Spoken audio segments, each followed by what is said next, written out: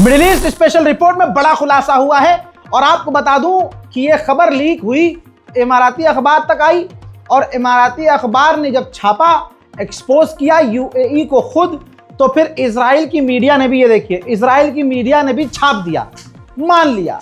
क्या छापा है कि यूएई आपका पसंदीदा दुबई, जी हां, दुबई ने फिलिस्तीन के लड़ाकों यानी हमास हो, अल-कस्साम ब्रिगेड हो, कोई भी हो जो इजराइल के दुश्मन थे, इन 2.5 सालों में यूएई ने अपने तमाम एयरबेस, मिलिट्री बेस जो अलग अलग जगहों पर, चाहे सूडान में हो, चाहे सोमालिया में हो, इरिट्रिया में हो या कहीं खुद के यहाँ हो, उसने तमाम अपने एयरबेस, मिलिट्री बेस का इस्तेमाल इजराइल को करने दिया, फिलिस्तीन पर हमला करने के लिए, गजा पर हमला करने के लिए। और इन तमाम मिलिट्री बेस, अपने मिलिट्री बेस का इस्तेमाल किया जो गाजा के लड़ाके हैं और हमास है उसके तमाम इंटेलिजेंस हासिल करने के लिए, जासूसी करने के लिए।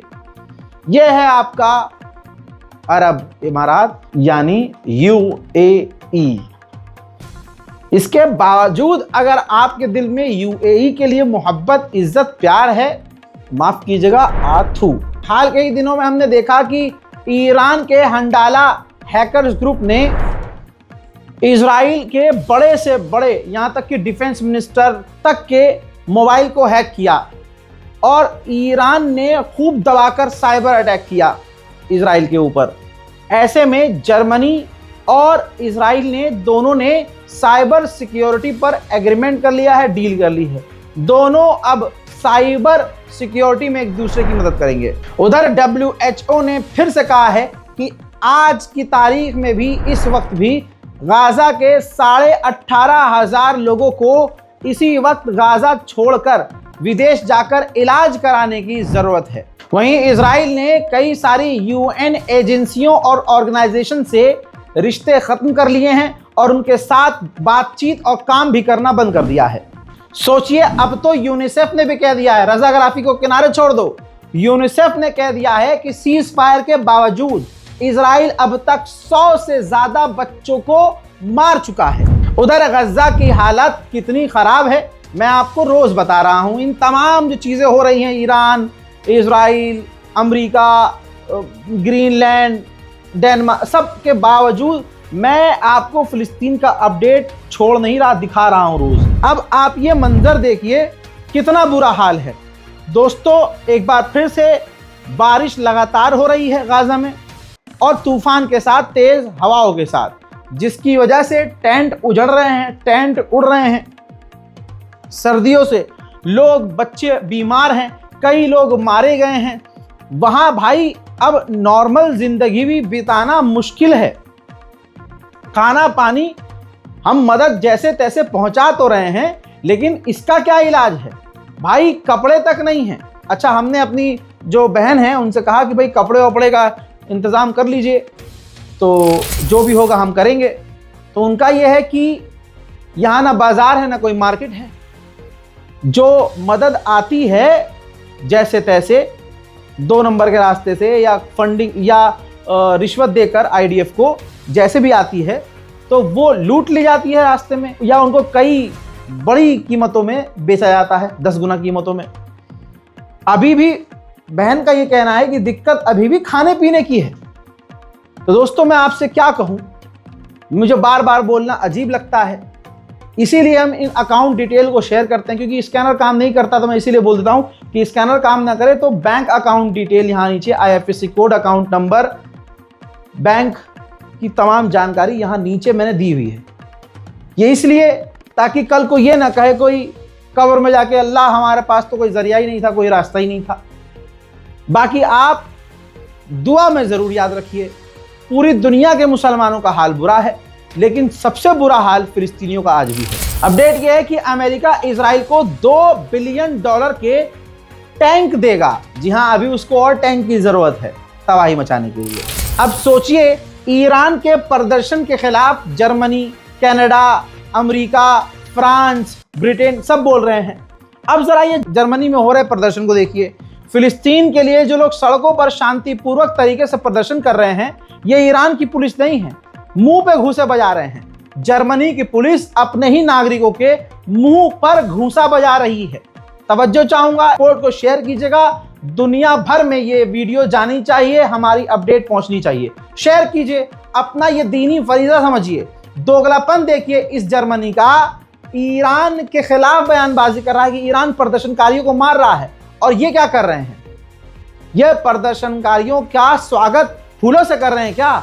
लड़की हो, लड़का हो, बूढ़ा हो, बुजुर्ग, कोई भी हो, मुंह पर घूंसा बजाया जा रहा है, कोहनियों से पीटा जा रहा है और फिर ये सब करने के बाद गिरफ्तार भी किया जा रहा है। उधर मैं आपको वेस्ट बैंक का भी हाल दिखा रहा हूं।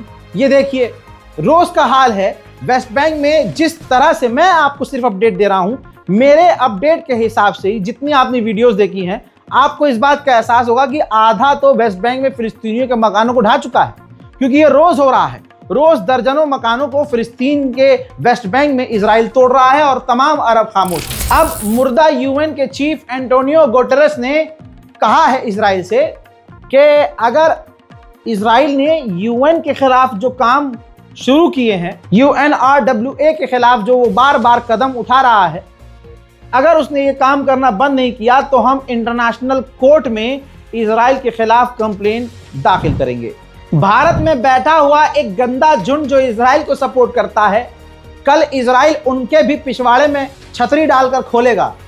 क्योंकि सोचिए, अर्जेंटीना पूरी तरह से अंधभक्त था इजराइल का, नेतन्याहू का एकदम करीबी था। दोस्तों, IDF के जो फौजी हैं, मैं आपको ये 4 दिन पहले बता चुका हूं। सबसे पहले यहां भारत में मैंने आपको जानकारी दी थी, अब आगे की भी सुनिए। अपडेट ये है कि जंगल की आग अर्जेंटीना की बुझी नहीं है और ये आग लगाई थी इजराइल के फौजी ने। 2-3 फौजी थे, वो अर्जेंटीना पहुंचे एज अ टूरिस्ट और लोगों ने वो वीडियो भी इसका बनाया, फौजी का, इजरायली फौजी का, जब वो आग लगा रहा था। हजरात, अर्जेंटीना के ही एक ऑफिशियल ने बताया, जो फौज का ऑफिशियल है, उसने ये भी बताया कि उन फौजी जो इजरायली IDF थे, उनके पास ग्रेनेड भी थे और कई तरह के विस्फोटक भी थे जिन्होंने आग लगाई। और आग ऐसी लगाई कि भाई अर्जेंटीना का जंगल भाई राख हो गया और अभी भी अर्जेंटीना में आग लगी हुई है। अब ये जब बात खुल गई कि इजराइल ने ही आग लगवाई है अपने IDF से, तो अर्जेंटीना में अब जाकर जो अर्जेंटीना इजराइल का गुलाम था, वो अब सड़क पर उतरकर इजराइल के खिलाफ प्रदर्शन कर रहा है। सुअर की झांट अगर ये वीडियो हमारी देख रहे हो, नेतन्याहू का कोई करीबी या नेतन्याहू का चाहने वाला या कोई भी इजराइल करीबी, देख ले, ये वो अवाम है जो कल तक इजराइल के साथ थी, आज अपने ही मुल्क को जलता हुआ देखकर सड़क पर उतर आई है इजराइल के खिलाफ।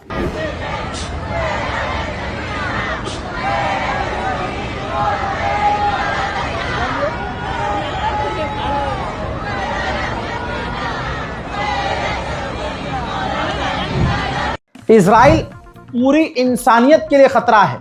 जब तक आपको समझ में आएगा, देश का, दुनिया का और नुकसान होगा।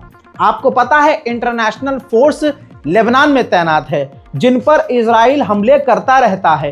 अब आपको बता दूं कि जो स्पेनिश फौज है, जो इंटरनेशनल फौज के तौर पर वहां तैनात है, उसके पास भी अब जाकर इजराइल ने बमबारी की है, गोलीबारी की है।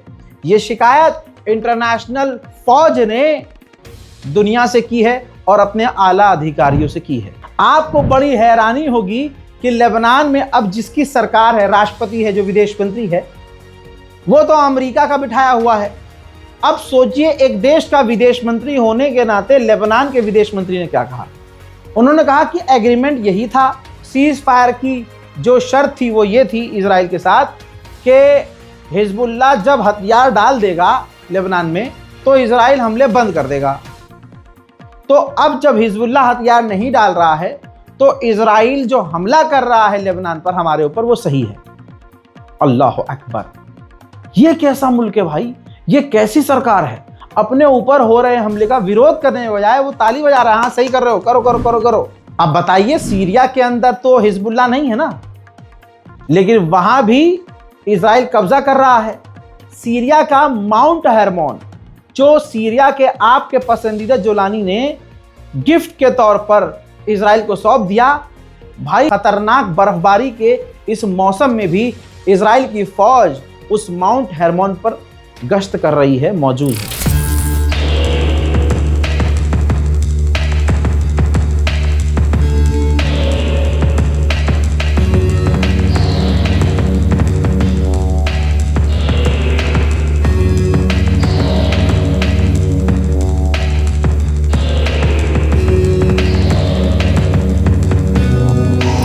अमेरिका के अंदर जो इजराइल का एम्बेसडर है वो अमेरिका की F-35 बनाने वाली फैक्ट्री में गया, जहां इजराइल के लिए F-35 फाइटर जेट बनाए जा रहे हैं।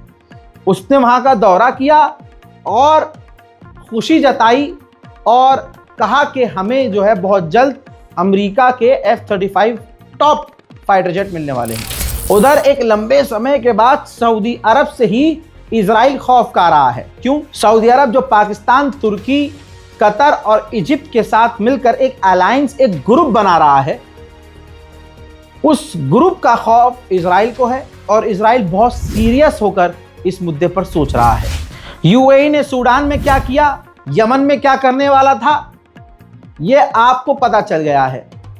वहीं अब आपको यह बता दूं कि इजिप्ट जो है, इजिप्ट की इंटेलिजेंस ने ही सऊदी अरब को तमाम सबूत और जानकारी दी कि यूएई ही यमन के अंदर घुसपैठ करके कब्जा करना चाहता है।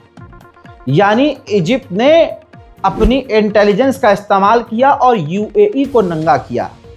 यही यूएई है जिसने चुपके से सोमालिया लैंड को मान्यता दे दी और सोमालिया के अंदर मौजूद अपनी फौज का इस्तेमाल कर रहा था इजराइल की मदद करने के लिए।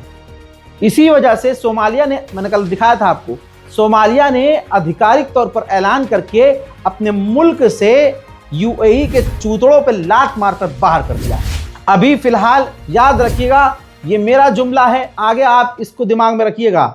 यूएई मिडिल ईस्ट का एक नया इजराइल है। को दीन से कोई मतलब नहीं है, उसको दुनिया से मतलब है।